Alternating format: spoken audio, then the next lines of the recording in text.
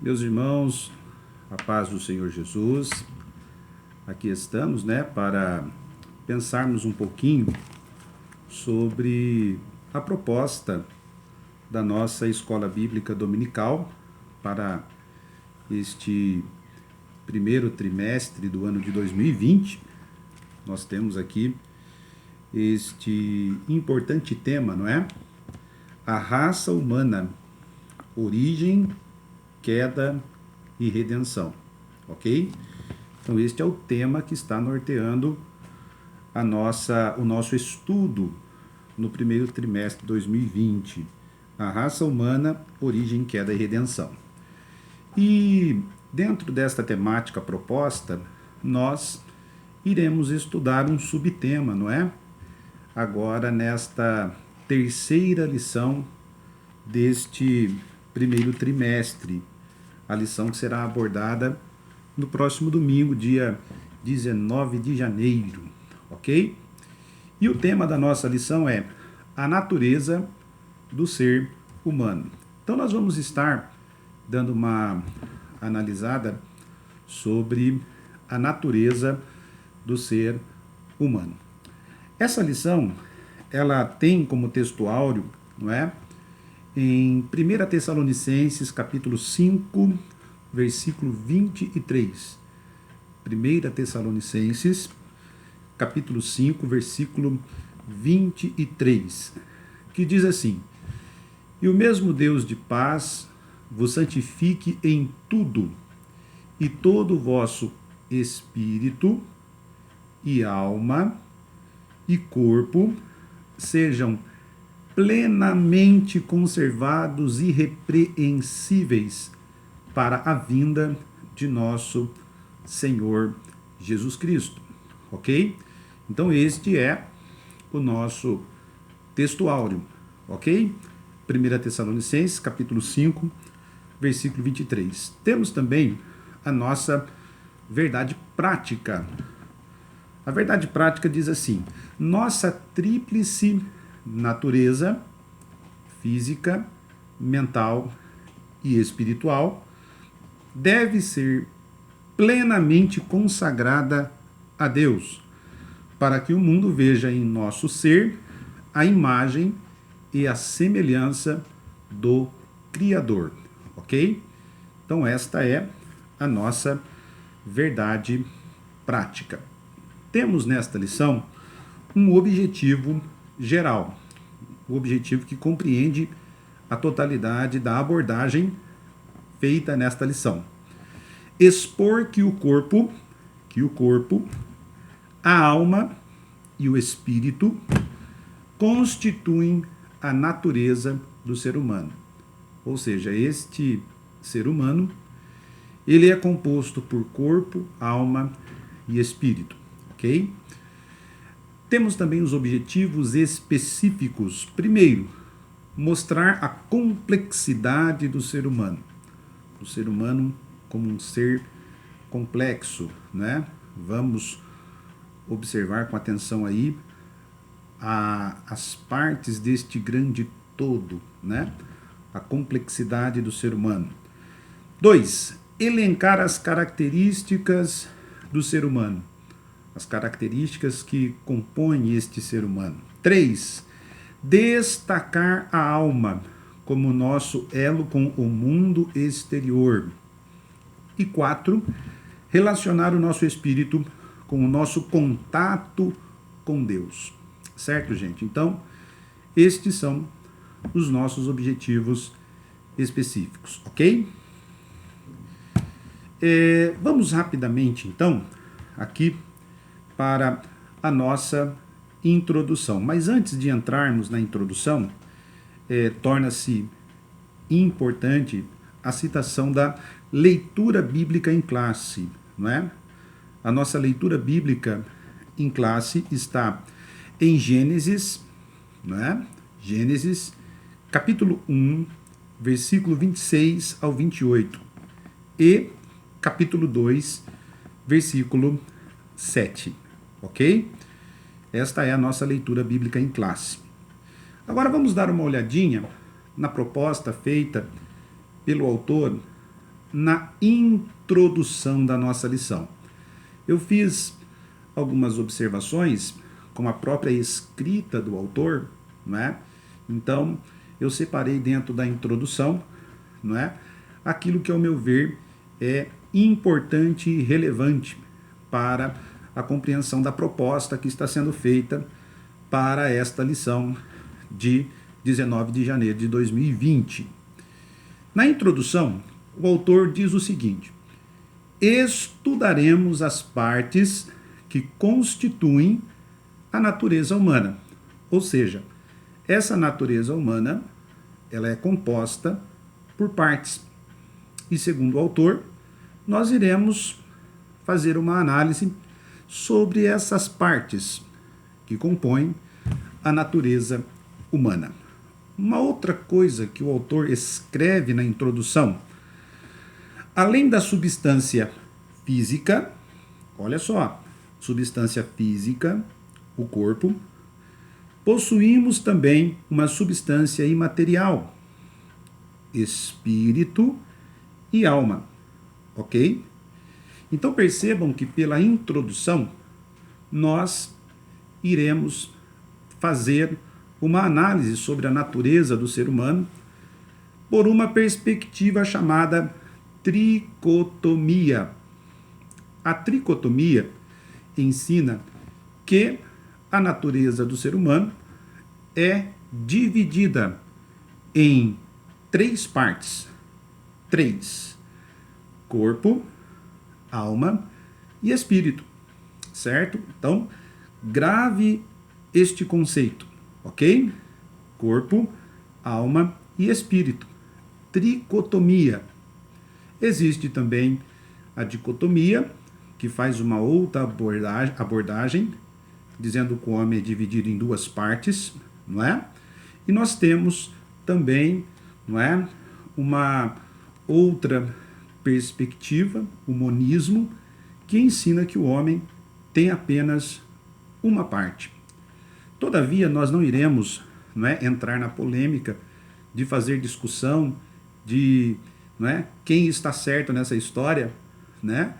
Mas nós iremos defender aquilo que é a nossa doutrina, que inclusive, não é, e eu acho importante observarmos isto, está apoiada na nossa declaração de fé. A nossa declaração de fé, na sua página 78, diz assim: entendemos que o ser humano é composto de 3 substâncias, uma física, corpo, e 2 imateriais, alma e espírito.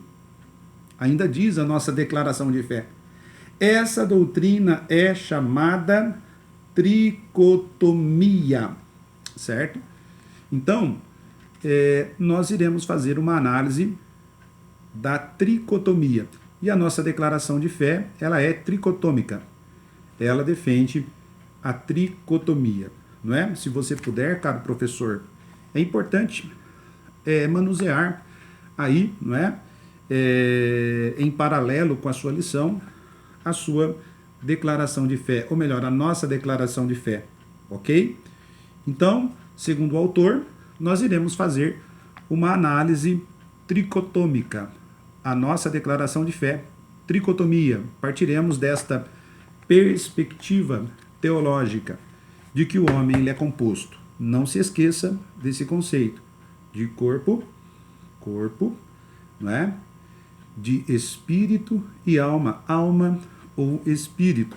É só retornarmos para o que está escrito em 1 Tessalonicenses capítulo 5, versículo 23. E o mesmo Deus de paz vos santifique em tudo, e todo o vosso espírito, alma e corpo sejam plenamente conservados irrepreensíveis para a vida de nosso Senhor Jesus Cristo. Então, de acordo com a introdução aqui do nosso autor, nós iremos trabalhar com essa perspectiva de que o homem ele possui uma natureza dividida, não é? Ou composta por 3 importantes partes: corpo, alma e espírito. Ainda na introdução, o autor ele escreve o seguinte: o objetivo desta lição é levar você a consagrar inteiramente o seu corpo, a sua alma e o seu espírito ao Criador. Certo, gente? Então esta é a proposta da nossa lição, ok? Fazer com que o ser humano em sua integridade, né? A integridade do ser humano, a saber, composta por estas três partes, corpo, alma e espírito, sejam totalmente dedicados ao Senhor, que possamos glorificar ao Senhor como pessoas presentes no mundo, ok?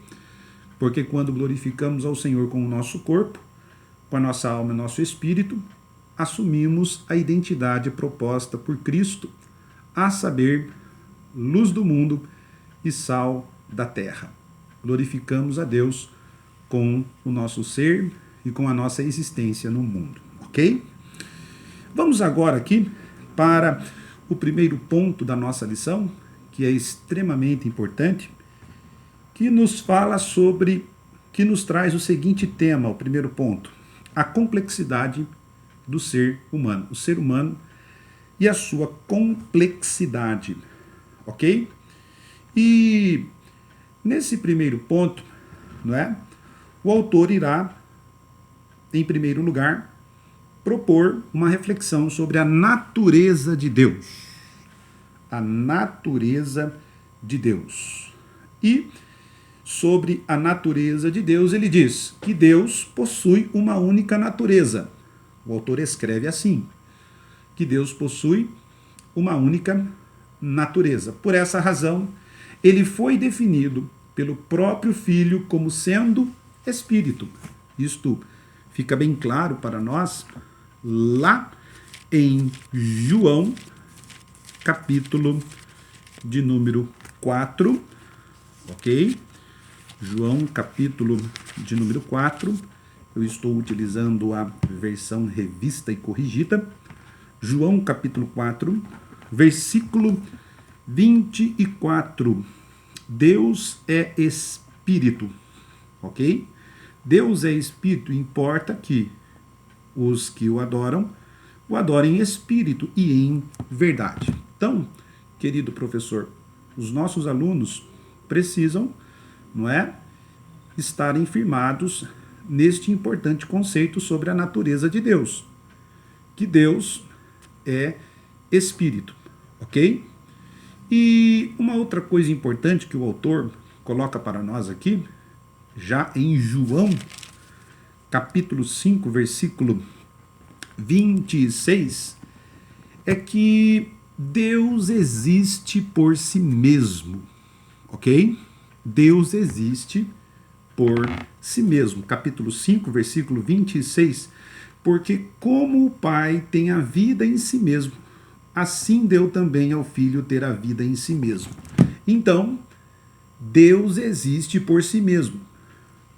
Deus não foi criado por ninguém. Deus existe por si mesmo. Gosto muito da definição que Agostinho de Hipona dá a respeito de Deus. Ele diz: Deus simplesmente é. Deus não precisou de ninguém para criá-lo. Ele simplesmente é. Ele simplesmente existe por si mesmo.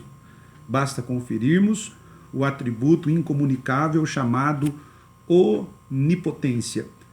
A onipotência de Deus, que se refere à soberania de Deus sobre todas as coisas. Deus existe por si mesmo, não é? Mas também Deus, ele pode tomar, não é, de acordo com as Escrituras, formas humanas. E aí nós temos um processo chamado de teofania. Mas não temos a intenção de entrarmos nesta discussão sobre teofania.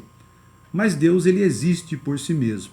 Deus, ele é Espírito, ok?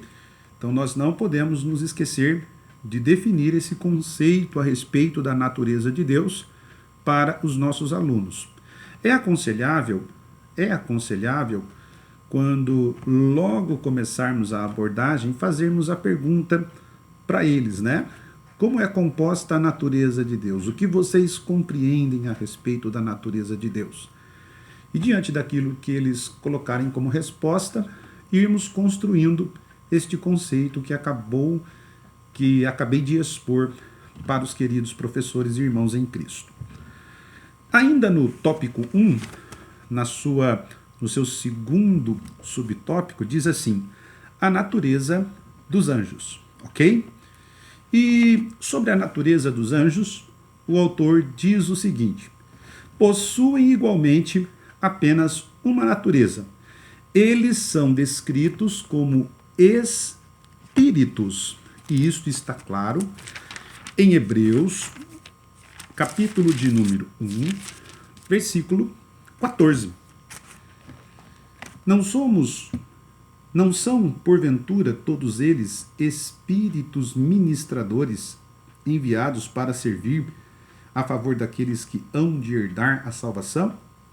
Olha só, espíritos. Então, os seres angelicais são seres espirituais. Eles são espíritos. Todavia, existe uma diferença muito grande entre a natureza de Deus, que é espírito, e a natureza dos anjos, que são espíritos, não é? Existe uma diferença. E uma diferença básica é a seguinte: que Deus é espírito, mas não é criado. Ele existe por si mesmo. Os anjos são espíritos, mas são seres criados. Eles não possuem um atributo incomunicável de Deus chamado eternidade, porque Deus, ele é o início e ele é o fim. Os seres angelicais, apesar de não possuírem fim, porque são seres inclusos dentro da imortalidade, possuem início, ok? Então, quando olhamos para a natureza dos anjos, nos deparamos com seres espirituais, ok? Um outro ponto ainda dentro do tópico 1, né, o subtópico 3, a natureza dos homens. O autor, ele escreve da seguinte forma, não é? O pastor Cláudio Honor de Andrade, que é o comentarista, não é, desta importante lição, ele escreve no 1.3, a natureza dos homens. Sobre a natureza dos homens, ele diz: possuem uma natureza que pode ser descrita como dupla. Uma física, o corpo, e uma espiritual, ok? Então vamos lá. Então, a natureza humana possui o seu lado material, que é o corpo, e possui a sua imaterialidade, que é alma e espírito, ok? Então todos nós, seres humanos, possuímos materialidade e também possuímos imaterialidade, ok, gente? Então nós precisamos entender isso, certo? Nós precisamos entender e compreender e abraçar a proposta feita pelo nosso autor comentarista, que o ser humano ele é composto por um corpo, que é o seu lado material, e composto também por alma e espírito, que é a imaterialidade da pessoa humana, ok? E isto fica bem claro em 1 Tessalonicenses, capítulo de número 5, versículo 23. Ok, irmãos em Cristo? Capítulo 5, versículo 23. Então, fica certo. Aí, capítulo 1, a natureza de Deus. Deus é espírito, mas não criado, porque ele sempre é. Ok? Temos a natureza dos seres angelicais, são seres espirituais, mas todavia têm início, porque foram criados por Deus. E temos também a natureza do homem, que é uma natureza composta por estes três elementos, dentro da materialidade, o corpo, e dentro da imaterialidade, nós temos a alma e o espírito, ok? Certinho?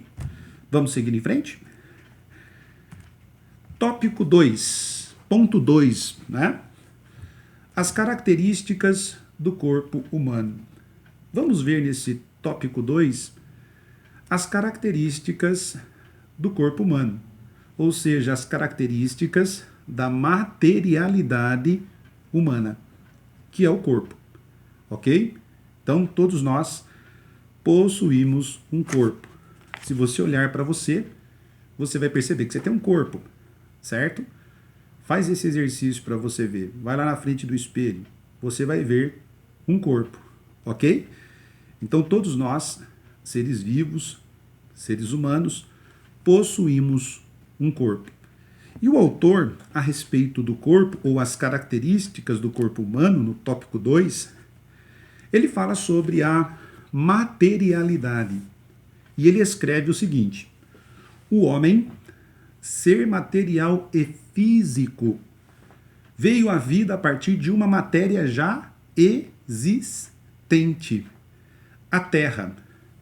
Deus, pois, formou Adão, o primeiro genitor da humanidade, do pó de nosso planeta. Então Deus, em Gênesis, capítulo 2 e versículo 7, isso fica bem claro para nós, quando lemos Gênesis capítulo 2, versículo 7, diz assim: e formou o Senhor Deus o homem do pó da terra, e soprou em seus narizes o fôlego de vida, da vida, e o homem foi feito alma vivente. Ok? Então, existe, não é, dentro deste processo de criação do ser humano, um elemento que compõe a materialidade do homem, o pó da terra, certo? Vejamos o que nos diz aqui o Dr. Matthew Henry. Ele escreve este importante comentário, que eu recomendo, inclusive é feito pela nossa CPAD. Ele diz assim: a origem humilde e, apesar disso, a curiosa estrutura do corpo do homem, a matéria era desprezível. Ele foi criado do pó da terra, uma coisa muito improvável da qual criar um homem. Mas o mesmo poder infinito que criou o mundo do nada, criou o homem, a sua obra-prima, a partir de quase nada. Diz ainda Matthew Henry: ele não foi criado de pó de ouro, de pó de pérola, nem de pó de diamante, mas de pó comum, pó da terra. E ele diz: e então, o que temos em nós mesmos, de que poderíamos nos orgulhar? Por que abraçarmos orgulho, se a nossa materialidade é pó? Pó da terra? Gosto muito de uma coisa que li alguns dias atrás, escrita pelo grande químico Edwin Emmer Slosson, um químico do século XIX. E ele diz: no pó da terra há 16 elementos químicos diferentes e no corpo humano há os mesmos 16 elementos químicos presentes no pó da terra. Então o homem foi feito do pó da terra. A nossa matéria tem sua origem no pó da terra. Uma outra coisa que o autor coloca para nós a respeito das características do corpo humano é a visibilidade e tangibilidade. Isso está no 2.2 aí, né? O autor escreve: envolto num corpo material, o ser humano pode ser visto e tocado. Então, isso fica bem simples de ser entendido. Nós estamos aqui, então meu corpo, ele pode ser tocado, visto, presenciado, ok? Certinho? Ele pode ser capturado pelos 5 sentidos, certo? Então existe a visibilidade, a tangibilidade do corpo.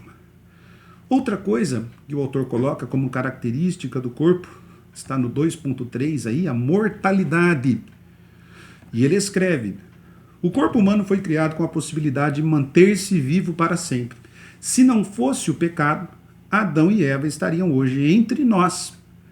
Deus é bem claro em Gênesis capítulo 2, versículos 16 e 17. Olha, vocês podem comer da árvore não é, do fruto das árvores do jardim, mas não coma do fruto do conhecimento bem e do mal, porque no dia que você comer, vocês irão morrer.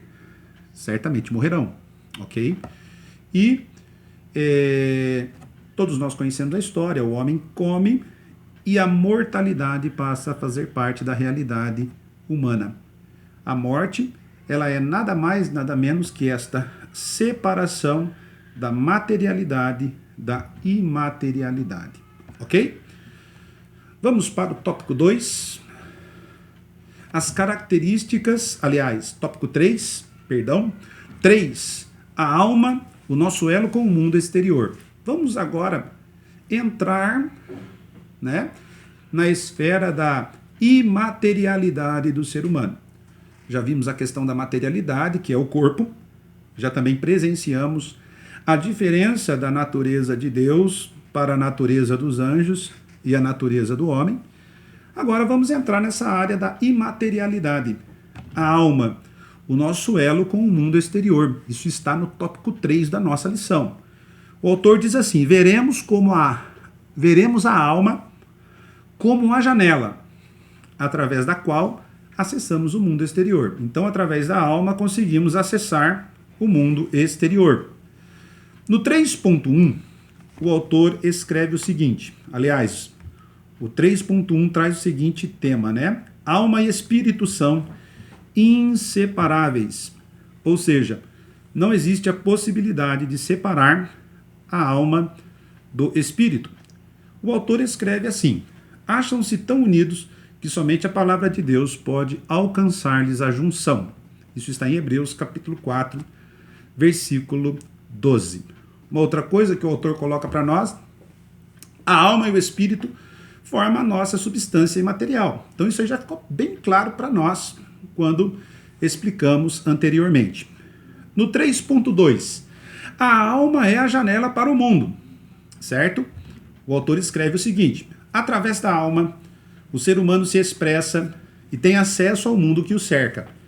Para que isso seja possível, a alma serve-se dos órgãos sensitivos. Então, existem os sentidos que nos ajudam através do corpo a fazer a leitura do mundo. Nós temos os nossos 5 sentidos. E através desses 5 sentidos, contemplamos a presença do mundo. E a nossa alma, ela vai receber a informação daquilo que está presente no mundo através dos sentidos.